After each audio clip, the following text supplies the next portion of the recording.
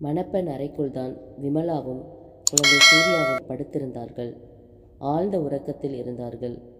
ஜெகதீசன் உறவினர்களுடன் படுத்திருந்தான். சுவர் கடிகாரத்தில் மணி பார்த்தாள் மேகலா. மணி 2. நள்ளிரவு முடிந்துவிட்டது. விடியலை நோக்கி இரவு நகர்ந்து கொண்டிருந்தது. இனி தாமதித்தால் அவ்வளவுதான். வசந்தை இழக்க வேண்டியதுதான். எழுதி வைத்துவிட்டு விருட்டென எழுந்தாள். அண்ணனுக்கு சுருக்கமாய் கடிதம், கட்டின சேலையோடு கல்யாண மண்டபத்தை விட்டு வெளியேறியிருந்தாள். மேகலா வந்து விடுவாள் என்று தெரியும். மண்டபத்திற்கு வெளியே தெரிந்தேதான் காத்திருந்தான் வசந்த். ஓடிப்போய் அவன் தோளில் சாய்ந்தாள். வந்துட்டியா Megala? I love you Megala, I love you. இப்போதான் உன் மேலே இருக்கிற காதல் 1000 மடங்கு அதிகரிக்குது. வந்துட்டேன் வசந்த், நீ தான் முக்கியம்னு வந்துட்டேன். என்னை கைவிட்டுற மாட்டியே? அழுதபடியே கேட்டவளை ஏய் என்ன பேசுகிற உரிமையாய் அதட்டினான். மேகலாவின் கண்ணீரை துடைத்து விட்டான். இனி இந்த விசப்பாட்டல் எனக்கு எதுக்கு? சட்டப்பையிலேயே வைத்திருந்ததை தூக்கி எறிந்தான். வாடகை கார் பிடித்து மேகலாவோடு அந்த பகுதியை விட்டு வெளியேறியிருந்தான். திண்டுக்கல். குருவிக்கூடு மாதிரி சிறிய வீடு. சம்பளத்தை அப்படியே மேகலாவின் கையில் கொண்டு வந்து தந்து விடுவான். ஒவ்வொரு நாளையும், ஒவ்வொரு நிமிடத்தையும், ஒவ்வொரு வினாடியையும் ரசித்து ரசித்து அனுபவித்து மகிழ்ந்தாள் மேகலா. எல்லாம் கொஞ்ச காலம்தான். மேகலா கர்ப்பமானாள். வீட்டில் எந்த வேலையையும் அவளால் செய்ய முடியவில்லை. வாந்தி, மயக்கம் என படுத்தே கிடந்தாள். உதவிக்கும் யாருமில்லை. தினமும் ஹோட்டலில் இருந்துதான் சாப்பாடு வாங்கி வந்தான் வசந்த். புதிய ஊர், அறிமுகமில்லாத மனிதர்களின் நட்பு. வேலைக்கு போகும் இடத்தில் தப்பான ஆட்களோடு பழகியதில் வசந்திற்கு குடிப்பழக்கம் வந்திருந்தது. சம்பாதிக்கும் பணத்தை அப்படியே குடிக்கத் தொடங்கினான். பாவம் மேகலா பசியோடும் வயிற்று பிள்ளையோடும் போராட வேண்டியிருந்தது. வசந்த், இதெல்லாம் நல்லா இல்லை. எனக்கு நல்லா இருக்கு. உன் நடவடிக்கை பிடிக்கல வசந்த். எனக்கு பிடிக்குதே. குடிக்காமல் என்னால் இருக்க முடியாது. மேகலா, வேணும்னா நீயும் கொஞ்சம் குடிச்சுப்பாரு. மேகலா சீறினாள். எதிர்த்து பேசத் தொடங்கினாள். வசந்தோடு தினமும் சண்டைதான். குடித்துவிட்டு மேகலாவை அடித்து உதைத்து சித்திரவதை பண்ண ஆரம்பித்தான். உன்னை நம்பிதானே வந்தேன். உன்னை நம்பிதானே எல்லாத்தையும் உதறி எரிஞ்சேன். நீ செத்துடக்கூடாதுன்னு தானே எதை பற்றியுமே நினைக்காம ஓடி வந்தேன். எங்கள் அண்ணன் முகத்தில் கரிய பூசினேனே. அண்ணனை தலைகுனிய வச்சு மான மரியாதையை காற்றுல பறக்க விட்டேனே. பாவி, ஏண்டா என்ன சித்திரவதை பண்ணுற? வசந்தின் சட்டையை கொத்தாய் பற்றி குலுக்கினாள். நீ ஓடி வந்தது தப்பில்ல. ஆனால் கட்டின சேலையோட வெறுங்கையை வீசிக்கிட்டு தானே ஓடி வந்த. உன் அண்ணன் பணக்காரன், பெரிய பிஸ்னஸ்மேன். 100 சவன் போட்டு வசதியான மாப்பிள்ளைக்கு கல்யாணம் பண்ணி வைக்க ஏற்பாடு செய்திருக்கான். உங்கள் வீட்டு பீரோவில் பணமும் நகையும் இல்லாமலா இருந்திருக்கும்? கொஞ்சம் நகைகள் பணம்னு அள்ளிக்கிட்டு வந்திருந்தேன்னா உன்னை நான் எதுக்கு குறை சொல்ல போகிறேன்? வசந்தின் சுயரூபத்தை அந்த கணம்தான் அறிந்து கொண்டாள். பணக்காரனின் தங்கை என்பதற்காகத்தான் காதலித்திருக்கிறான். லட்சக்கணக்கில் பணம், சவரக்கணக்கில் நகைகள் என கொண்டு வருவாள் என எதிர்பார்த்திருக்கிறான். மேகலா கட்டின சேலையோடு வெறுங்கையை வீசிக்கொண்டு வந்தது வசந்திற்கு பலத்த ஏமாற்றத்தை தந்துவிட்டது. தாங்கிக் கொள்ள முடியவில்லை. உழைக்காமல் உல்லாசமாய் வாழலாம் என கனவு கண்டிருப்பானோ என்னமோ. எல்லாவற்றிலும் மண் விழும் என நினைத்திருக்க மாட்டான் வசந்த். என்னை ஏமாத்திட்டியே. ஏமாத்தினது நீதான். ₹1 கூட கையில் கொண்டு வராமல் என்னை ஏமாத்தினது நீதான். முகம் கருத்து போனாள். தலையில் இடி விழுந்தது போல துடித்து போனாள். எனக்கே சோறு போட முடியலை. இந்த லட்சணத்தில் என் வயிற்றில் குழந்தை வேற. உன்னை நம்பினதுக்கு வேணும், நல்லா வேணும். மடீர் மடீர் என்று தலையில் அடித்து கொண்டு கதறினாள். பெற்றோரை மதிக்காமல், உறவினர்களை பற்றி நினைக்காமல், குடும்ப கௌரவத்தை குளித்தோண்டி புதைத்துவிட்டு காதலை நம்பி வருகிற பெண்களில் பெரும்பாலோர் அடையும் அதே இன்னலையும் வேதனையையும் மேகலாவும் அனுபவித்தாள். காதல் இனிக்கும் விஷம். வீட்டை விட்டு ஓடிப்போவது தானாகவே நரகத்தில் விடுவதற்கு சமம். மேகலாவிற்கு போக போகத்தான் புரிந்தது. கண் கெட்ட பிறகு சூரிய நமஸ்காரம் செய்ய இயலுமா? கரங்களை இழந்த பிறகு ஓவியம் வரைய முடியுமா? நாளுக்கு நாள் வசந்தின் நடவடிக்கை மாற்றம் கூடிக்கொண்டே போனது. ஒரு நாள் விட்டு ஒரு நாள் வேலைக்கு போவதையும் நிறுத்தினான். கேட்டால் அடி உதைதான். வீட்டு வாடகை கொடுக்க முடியவில்லை. வீட்டு முதலாளி அம்மா கூச்சல் போட்டுட்டு போனாள். மேகலாவிற்கு அவமானமாக இருந்தது. இதையெல்லாம் வித்துட்டு வா, வீட்டு வாடகையை கொடுப்போம். மிச்சம் இருக்கிற பணத்துக்கு அரிசி மளிகை சாமான்களை வாங்கிப்போம். காதில் கிடந்த கமல்களையும் மூக்கில் அணிந்திருந்த மூக்குத்தியையும் கழுத்தில் 1/4 பவுனுக்கு தொங்கிய திருமாங்கல்யத்தையும் களைச்சி கொடுத்தாள். வசந்த் திருந்தி விடுவான் என நம்பினாள். தங்களுக்கு குழந்தை பிறந்த பிறகாவது, அந்த முகத்தை பார்த்த பிறகாவது மாறிவிட மாட்டானா என ஏங்கினாள். எல்லாவற்றையும் வாங்கி கொண்டு போனவன் திரும்பி வரவே இல்லை. சாயங்காலம் இரவு, மறுபடியும் பகல் என மாறி மாறி பொழுது கழிந்தது. போனவன்தான் வரவே இல்லை. பசி மயக்கத்தோடு ஊர் முழுவதும் ஒரு இடம் விடாமல் தேடினாள். வசந்த் கிடைக்கவில்லை. நிறைமாத கர்ப்பிணியான தன்னை கொஞ்சமும் ஈவு இரக்கமின்றி நடுவீதியில் நிறுத்திவிட்டு எங்கேயோ ஓடிவிட்டான் என புரிந்தது. எதிர்காலத்தை பற்றிய பயம் விஸ்வரூபம் எடுத்தது. அக்கம் பக்கம் குடியிருந்தவர்கள் மேகலா மீது இரக்கம் பட்டார்கள். நீ போயிடுமா, உங்கள் அண்ணன்கிட்டேயே போயிடுமா, உன்னை அந்த நிலையில பார்த்தா நிச்சயம் மன்னிச்சு ஏற்றுக்குவார். மேகலாவிற்கு அண்ணனின் முகத்தில் விழிக்க வெக்கமாக இருந்தது. மீண்டும் அண்ணன் வீட்டிற்கு போக கால்கள் கூசியது. ஆனால் வழியில்லை. இந்த உலகத்தில் தன் அண்ணனை தவிர வேறு யாருமே தெரியாதே. அண்ணன் திட்டினாலும் வாங்கி கொள்ளலாம், அடித்தாலும் தாங்கிக் கொள்ளலாம், முகத்தில் காரி உமிழ்ந்தாலும் பொறுத்து கொள்ளலாம். அண்ணே, என்னை மன்னிச்சிடு. உன் வீட்டில் ஒரு ஓரமாக இருந்துக்கிடுறேன். எனக்கு பிறக்க போகிற குழந்தைக்கு நீ தான் ஆதரவு கொடுக்கணும். இந்த உலகத்தில் உன்னை விட்டால் எனக்கு யாரும் கிடையாது. அண்ணனின் கால்களை கட்டி கொண்டு கதறலாம். அண்ணனின் மனசு கண்டிப்பாக இறங்கும், ஏற்றுக்கொள்ளும். பஸ் ஏறி தஞ்சாவூருக்கு வந்து சேர்ந்தாள். கையில் இருந்த பணம் அண்ணன் வீட்டிற்கு ஆட்டோவில் வந்து இறங்கும் வரைதான் போதுமானதாக இருந்தது. ஒரு தேநீர் குடிக்கக்கூட மிச்சமில்லை. சில்லறை காசுகளாக எண்ணிதான் ஆட்டோ டிரைவரிடம் கொடுத்தாள். ஜெகதீசனின் வீட்டை நோக்கி தள்ளாடியபடியே தான் நடந்தாள். வீட்டை நெருங்கியதும் தான் காம்பவுண்ட் கேட் பூட்டியிருப்பதை அறிந்தாள். திக்கென்றது. அண்ணனும் அண்ணியும் வெளியில் எங்கேயாச்சும் போயிருப்பாங்களோ? யோசனையாய் காம்பவுண்ட் கேட் ஓரமாய் அமர்ந்தாள். யாருமா நீ? எழுந்திரி. யாரும் இல்லாமல் பூட்டி கிடக்கிற வீட்டை வேவு பார்க்க வந்திருக்கியா? ராத்திரி ஆனதும் உன் கூட்டாளிகளை அனுப்பி திருடிட்டு போகலாம்னு திட்டம் போட்டிருக்கியா? ஜெகதீசன் வீட்டு வாட்ச்மேன் எங்கிருந்தோ ஓடி வந்து அதட்டினான். இவன் பழைய வாட்ச்மேன் கிடையாது. புதிதாக வேலைக்கு சேர்ந்திருப்பானோ?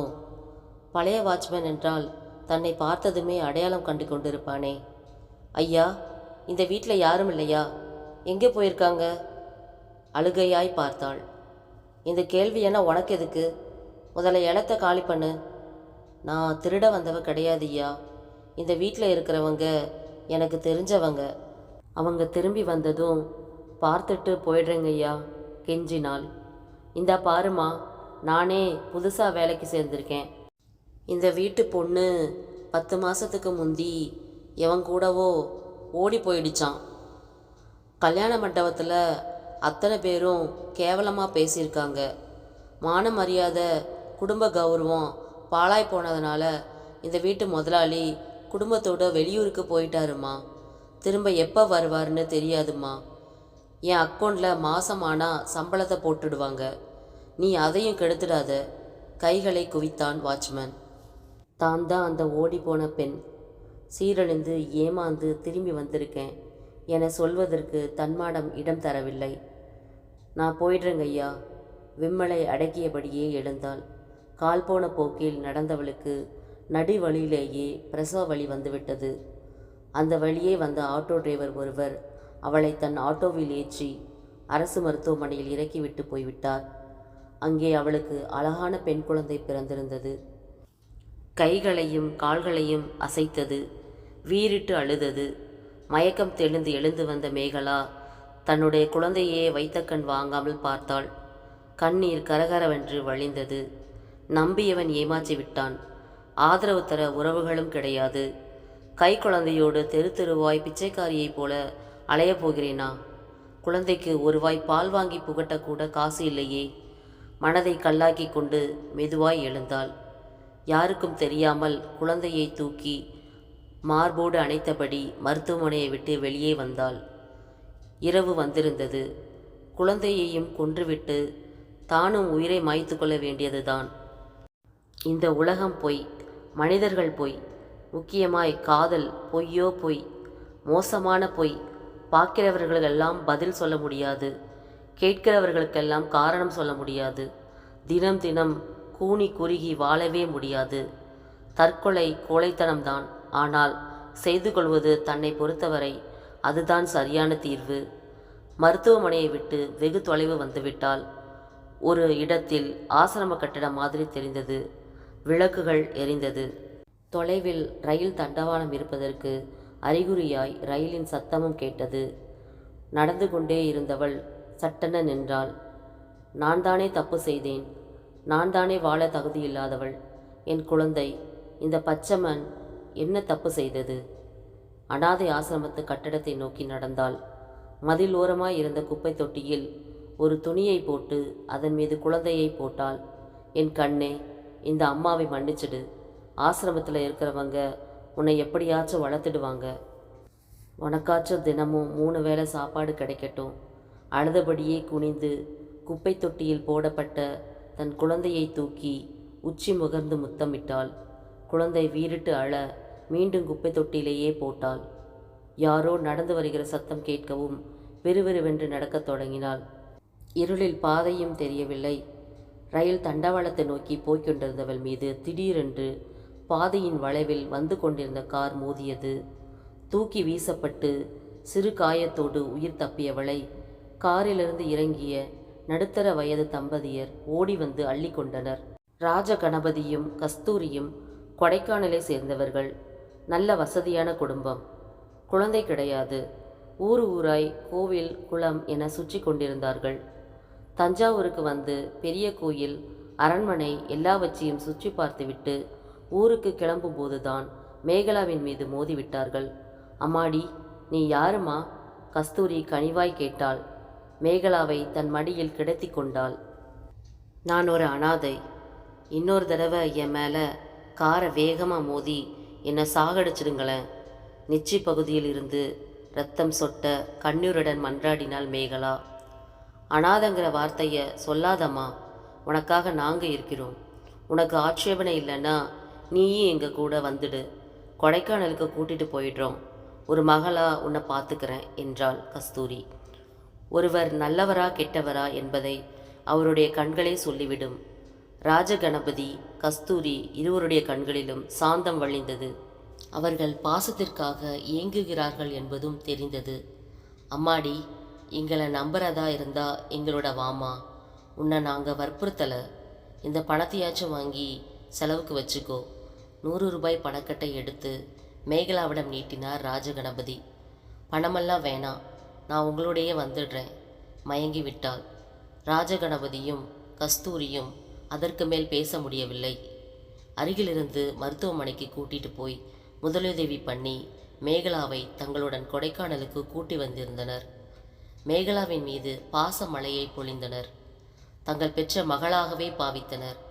அவளுடைய மனசு கஷ்டப்படும் என்று எண்ணி கடந்த காலத்தை பற்றி ஒரு நாளும் கேட்கவில்லை. இவளும் சொன்னதில்லை. ராஜகணபதியும் கஸ்தூரியும் தன் மீது காட்டிய பரிவிற்கும் அக்கறைக்கும் மேகலா உண்மையாக இருந்தாள். அந்த வயதான தம்பதியருக்கு எல்லா பணிவிடைகளையும் செய்தாள். கொஞ்சமும் முகம் சுளிக்காமல் சகிப்பு தன்மையோடு நடந்து கொண்டாள். எல்லாவற்றையும் மறந்து புது மனுஷியாகவே வாழத் தொடங்கினாள். தன் அண்ணன் ஜெகதீசனையும் தான் பெற்ற குழந்தையையும் அடிக்கடி நினைத்து கொள்வாள். அறைக்குள் சென்று ஊமையாய் அழுவாள். என் செல்லமே, தாயிருந்து உன்னை தவிக்க விட்டேனே. கண்ணீரை துடைத்து கொண்டு அடுத்த கணமே சகஜ நிலைக்கு திரும்பி விடுவாள். வருடங்கள் கரைந்தது. வயது மூப்பு காரணமாக ராஜகணபதியும் கஸ்தூரியும் அடுத்தடுத்து காலமானார்கள். முன்னின்று எல்லா காரியங்களையும் மேகலாதான் செய்தாள். ராஜகணபதியும் கஸ்தூரியும் தங்களுடைய சொத்துக்கள் அனைத்தையும் மேகலாதான் அனுபவிக்க வேண்டும், மேகலாதான் வாரிசு என உயில் எழுதி வைத்திருந்தனர். அதனால்தான் மேகலா ராஜகணபதி எஸ்டேட்டின் முதலாளியாக மாறியிருந்தாள். ஓடிப்போன வஞ்சகன் வசந்தை செத்ததற்கு சமமாக பாவித்து பூவையும் பொட்டையும் தவிர்த்து வாழ ஆரம்பித்தாள். நினைவுகளில் இருந்து கலைந்திருந்தாள் மேகலா. கண்ணீரில் நனைந்திருந்தது தலையணை. இந்த 20 வருடத்தில் என் மகள் வளர்ந்து ஆளாகியிருப்பாள். கல்யாண வயதில் இருப்பாள். எப்படி இருப்பாளோ? என்னை மாதிரியா, இல்லை அந்த பாவி வசந்த் மாதிரியா? சிவப்பாகவா, இல்லை மாநிறமாகவா? வேலை, சாப்பாடு, கட்டிக்கொள்ள பழைய துணிகள் எல்லாம் கிடைத்திருக்கும். ஆனால் சந்தோஷம் கிடைத்திருக்குமா? தாய்ப்பாசம் கிடைத்திருக்குமா? யாருமில்லாத அனாதை என்ற எண்ணத்தோடு தானே நடமாடிக்கொண்டிருப்பாள். என் மகளை திரும்பவும் நான் சந்திப்பேனா? தஞ்சாவூருக்கு போக வேண்டும். ஒவ்வொரு அனாதை ஆசிரமமாய் தேட வேண்டும். தன் மகளை எப்படியாவது கண்டுபிடித்து விட வேண்டும் என ஒவ்வொரு நாளும் துடியாய் துடித்து கொண்டிருந்தாள். தஞ்சாவூரில் ஆசிரமங்களில் எத்தனையோ இளம் பெண்கள் வாழலாம். அவர்களின் என் மகளை மட்டும் எப்படி கண்டறிய முடியும்? பிறந்த குழந்தையின் முகத்தை கூட சரியாய் பார்க்கவில்லை. எந்த அடையாளத்தையும் காணவில்லை. அந்த நாளில், அந்த சூழலில் உயிரை மாய்த்து கொள்ளப் போகிறோம் என்ற விரக்தியில் வேறெந்த எண்ணமும் மனதில் தோன்றவில்லை. என் குழந்தையை கொல்ல மனசு வராமல், வாழ வழியில்லாமல் தான் என் குழந்தையாவது உயிரோடு வாழட்டும் என்ற நினைப்பில்தான் குப்பை தொட்டியில் போட்டேன் என்று சொன்னால் யாராவது நம்புவார்களா? காரி உமிழ்ந்தால் தாங்க முடியாதே. எந்த தாய்க்கும் இப்படி ஒரு சோதனை வரக்கூடாது. தன்னைத்தானே கட்டுப்படுத்தி கொண்டு தஞ்சாவூருக்கு சென்று மகளை தேட வேண்டும் என்ற எண்ணத்திற்கு முற்று வைத்துவிட்டு தன்னை விட்டுவிட்டு ஓடிப்போன வசந்தை செத்துப்போனதாய் பாவித்து பூவையும் பொட்டையும் தவிர்த்து இயந்திரம் போலதான் நடமாடிக்கொண்டிருந்தாள் மேகலா.